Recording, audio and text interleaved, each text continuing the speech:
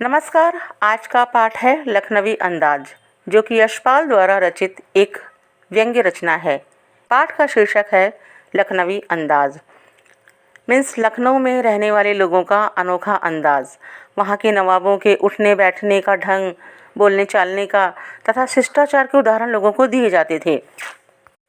वैसे तो लेखक ने यानी यशपाल ने लखनवी अंदाज व्यंग्य यह साबित करने के लिए लिखा था कि बिना कथ्य के कहानी नहीं लिखी जा सकती, लेकिन एक स्वतंत्र रचना के रूप में इस रचना को पढ़ा जा सकता है। इस व्यंग्य रचना में उस पतनशील सामंती वर्ग पर कटाक्ष किया गया है जो वास्तविकता की उपेक्षा कर बनावटी जीवन शैली का आदी है, बनावटी जीवन जीने का हैबिचुअल हो चुका है। कहने का मतलब यह है कि स्वतंत्रता के बाद जब रियासतें खत्म हो रही थी, छीनी जा रही थी, तब उस सामंती वर्ग पर मीन्स बहुत पैसे वाले लोग, धनी लोग, उन पर जो वास्तविकता को स्वीकार नहीं कर पा रहे थे कि अब वे पहले जैसे नहीं हैं, लेकिन नवाबी ढंग से जीने के आदी हो चुके हैं जो बनावटी है। तो देखते हैं, कहानी कुछ इस तरह से है। मुफस्सिल की पैसेंजर ट्रेन चल पड़ने की उतावली में फुकार रही थी। मुफस्सिल का अर्थ होता है केंद्रस्थ नगर के आसपास का स्थान। तो पैसेंजर ट्रेन चलने को तैयार थी। लेखक को पास में ही कहीं जाना था, मतलब दूर नहीं जाना था। तो लेखक ने यह सोचकर सेकंड क्लास का टिकट लिया कि आराम से सेकंड क्लास में जाओ तो रुपए भी अधिक लगते हैं, भीड़ भी कम होती है तथा वे आराम से खिड़की के बाहर प्राकृतिक दृश्यों को देखते हुए किसी नई कहानी के बारे में सोच सकेंगे। गाड़ी चलने ही वाली थी कि लेखक सेकंड क्लास के एक छोटे डिब्बे को खाली समझकर उसमें दौड़कर चढ़ गए। लेकिन अनुमान के प्रतिकूल डिब्बा निर्जन नहीं था। निर्जन का अर्थ होता है जहाँ कोई ना हो। एक बर्थ पर लखनऊ की नवाबी नस्ल के एक सफ़ेद पोश मतलब सज्जन व्यक्ति बहुत आराम से पालथी मारकर बैठे हुए थे और उनके सामने 2 ताजे चिकने खीरे भी तौलिए पर रखे हुए थे। लेखक कह रहे हैं कि डिब्बे में अचानक उनके चढ़ जाने से नवाब साहब की आंखों में एकांत चिंतन में विघ्न का संतोष दिखाई दिया। मतलब उन्हें अच्छा नहीं लगा। विघ्न का अर्थ होता है बाधा। और सोचने लगे कि हो सकता है कि यह भी कहानी के लिए कुछ नया सोचने की चिंता में हो, या खीरे जैसी साधारण वस्तु को खाएं, कैसे खाएं, इसका उन्हें संकोच हो रहा हो। तो नवाब साहब ने उनसे मिलने के लिए कोई दिलचस्पी नहीं दिखाई। तो लेखक कह रहे हैं कि हमने भी उनके सामने से मुंह फेर लिया, आत्मसम्मान में अपनी आंखें चुरा ली। अब खाली बैठे कल्पना करते रहने की पुरानी आदत है।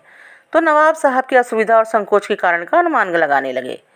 कहने लगे कि हो सकता है नवाब साहब ने बिल्कुल अकेले यात्रा करने के अनुमान में किफ़ायत के विचार से, किफ़ायत का होता है बचत करने के हिसाब से, सेकंड क्लास का टिकट खरीद लिया हो। अब उन्हें यह बर्दाश्त ना हो, यह गवारा ना हो कि शहर का कोई सफ़ेदपोश सज्जन उन्हें मंझले दर्जे में सफ़र करता देखे। सफ़ेदपोश मतलब सज्जन व्यक्ति अकेले सफ़र का वक्त काटने के लिए ही खीरे खरीदे होंगे और अब उनके सामने कैसे खाएं। तो लेखक कह रहे हैं कि हम तिरछी नज़रों से नवाब साहब की ओर देख रहे थे।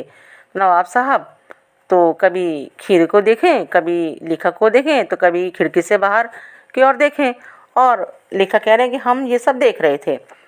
ओह, अचानक से नवाब साहब ने बोला, आदाब अर्ज़ मतलब अभिवादन का एक तरीका, नमस्कार का उर्दू रूप होता है आदाब अर्ज़।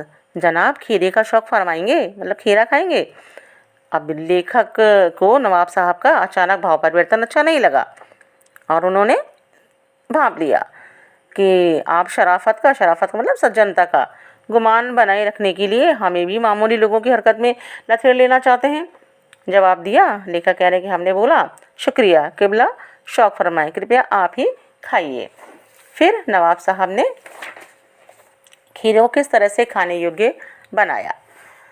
तो नवाब साहब ने सोच लिया कि अब तो कुछ ना कुछ तो करना ही है। तो उन्होंने फिर खीरे के नीचे रखा तौलिया झाड़कर सामने बिछा लिया। सिर के नीचे से लोटा उठाया, खीरों को धोया और तौली से पोंछा, जेब से चाकू निकाला, दोनों खीरों के सिरों को काटा, उन्हें गोद कर झाग निकाला ताकि उनका कड़वापन दूर हो जाए, और फिर खीरों को बहुत एहतियात का मतलब होता है सावधानी से छीलकर फांकों को तरीके से तौलियों पर सजाया। क्योंकि लखनऊ स्टेशन पर खीरा बेचने वाले लोग जो होते हैं वो खीरे के इस्तेमाल का तरीका अच्छी तरह से जानते हैं। जब भी कोई कस्टमर आता है, ग्राहक आता है, तो खीरे के साथ में जीरा मिला जो नमक होता है और पिसी हुई लाल मिर्च भी वो उनको दे देते हैं। तो नवाब साहब ने बड़े तरीके से खीरे की फांकों पर जीरा, नमक और लाल मिर्च की सुर्खी जो होती है, पिसी हुई लाल मिर्च, उसकी सुर्खी बुरक दी। अब उनकी प्रत्येक भाव भंगिमा, मतलब चेहरे के हाव भाव और जबड़ों के स्फुरण से, स्फुरण का मतलब जबड़े किस तरह से हिल रहे थे, उनके स्फुरण से पता चल रहा था कि उनकी इस पूरी प्रक्रिया में किस तरह से उनके मुंह में पानी आ रहा था। रसास्वादन की कल्पना से प्लावित हो रहा था। रसास्वादन का अर्थ होता है स्वाद यानी जायका, और प्लावित का मतलब पानी भर जाना, पानी भर आना। लेखक कह रहे हैं, हम तिरछी नज़रों से देखकर सोच रहे थे मियाँ बड़े रईस बनते हैं, लेकिन लोगों की नज़रों से बच सकने के ख्याल में अपनी असलियत पर उतर आए हैं। नवाब साहब ने फिर हमारी ओर देखकर पूछा, वल्लाह शौक कीजिए, लखनऊ का बालम खीरा है। वल्लाह मतलब अल्लाह की कसम, इस तरह से बोला उन्होंने। बालम खीरा खीरे की एक खास किस्म होती है। अब उस खीरे की फांकों पर जब नमक, जीरा और मिर्च बुरक दिया गया था, तो और भी ज़्यादा फांके पनियाती हो गई थी, मतलब रसीली सी लगने लगी थी। पानी सा आ गया था उन फांकों पर। देख के मुँह में पानी जरूर आ रहा था, लेकिन मना कर चुके थे, तो आत्मसम्मान निभाना ही उचित समझा। उत्तर दिया, शुक्रिया, इस वक्त इच्छा नहीं हो रही है और पेट भी ज़रा सही नहीं है, कृपया आप ही खाइए। नवाब साहब ने ललचाती हुई आंखों से नमक मिर्च के संयोग से चमकती खीरे की फांकों को देखा। खिड़की के बाहर देखकर लंबी सांस ली, दीर्घ निश्वास मतलब लंबी सांस ली, और खीरे की एक फांक उठाकर होंठों तक ले गई। फांक को सूंघा, स्वाद के आनंद में पलकें बंद गई, मतलब पलकें बंद हो गई। मुंह में भर आए पानी का घूंट गले से उतर गया। तब नवाब साहब ने फांक को खिड़की से बाहर छोड़ दिया, फेंक दिया, और नवाब साहब खीरे की फांकों को नाक के पास ले जाकर फिर उसका रसास्वादन करके और खिड़की के बाहर फेंकते गए। इस तरह से उन्होंने सारी खीरे की फांकों को एक एक करके खिड़की से बाहर फेंक दिया और तौलिए से हाथ और होंठ पोंछ लिए, और फिर गर्व से गुलाबी आंखों मतलब गर्व भरी नज़रों से हमारी ओर देख लिया, मानो कह रहे हो यह है खानदानी रईसों का तरीका।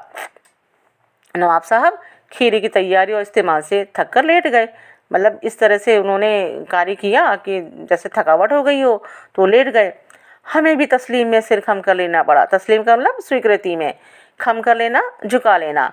उनके सम्मान में हमने इस चीज़ को स्वीकार करते हुए उनके सम्मान में सिर झुका दिया। यह है खानदानी तहजीब, नफासत और नज़ाकत। तहजीब का अर्थ होता है शिष्टता, नफासत का अर्थ होता है स्वच्छता, और नज़ाकत होती है कोमलता। हम गौर कर रहे थे खीरा इस्तेमाल करने के इस तरीके को। खीरे की सुगंध और स्वाद की कल्पना से संतुष्ट होने का कैसा यह सूक्ष्म, नफीस या एब्स्ट्रैक्ट तरीका जरूर कहा जा सकता है। कहने का अर्थ यह है कि इस तरह खीरे के प्रयोग की नई प्रक्रिया को अच्छा जरूर कहा जा सकता है, लेकिन क्या इस तरह के खीरे खाने से पेट भर सकता है, उदर पूर्ति हो सकती है? उदर की तृप्ति मतलब उदर का अर्थ होता है पेट, पेट भर सकता है। हम ऐसा सोच ही रहे थे, लेखक कह रहे हैं हम ऐसा सोच ही रहे थे कि नवाब साहब की ओर से भरे पेट के ऊंचे टकार का शब्द भी सुनाई दिया, और नवाब साहब ने हमारी ओर देखकर कह दिया, खीरा लजीज होता है, लजीज का होता है स्वादिष्ट, लेकिन होता है शकील, नामुराद मैदे पर बोझ डाल देता है। शकील का अर्थ आसानी से ना पचने वाला, नामुराद अभागा, पेट पर बोझ डाल देता है। सारी बातें समझ में आ गई। लेखक कह रहे हैं ज्ञान चक्षु खुल गए और पहचाना ये है नई कहानी के लेखक कि जब खीरे की सुगंध और स्वाद की कल्पना से पेट भर जाने से डकार आ सकती है, तो बिना विचार, घटना और पात्रों के लेखक की इच्छा मात्र से नई कहानी क्यों नहीं बन सकती। यहाँ लेखक ने व्यंग्य करते हुए यह बताया है कि यदि नवाब जैसे लोग बिना खीरा खाए उसे सूंघकर ही डकार ले सकते हैं, तो नई कहानी के लेखक भी बिना घटना, उद्देश्य की कहानी लिख सकते हैं। लेकिन हमारे विचार से ऐसी रचना बेकार होगी, निरर्थक होगी, जिसे पढ़ने में पाठक को कोई इंटरेस्ट नहीं होगा, कोई रुचि नहीं होगी और ना ही कोई शिक्षा प्राप्त होगी, क्योंकि कहानी का अर्थ ही है क्या घटित हुआ उसे कहना, और उसे कहने के लिए कहानी चाहे फिर वास्तविक हो या काल्पनिक हो, उसे कहने के लिए विचारों की, पात्रों की और घटना की आवश्यकता होती है। तो यह था पाठ लखनवी अंदाज, जिसके माध्यम से लेखक ने बनावटी जीवन शैली से बचने तथा सामान्य सामाजिक जीवन व्यतीत करने का संदेश दिया है। धन्यवाद।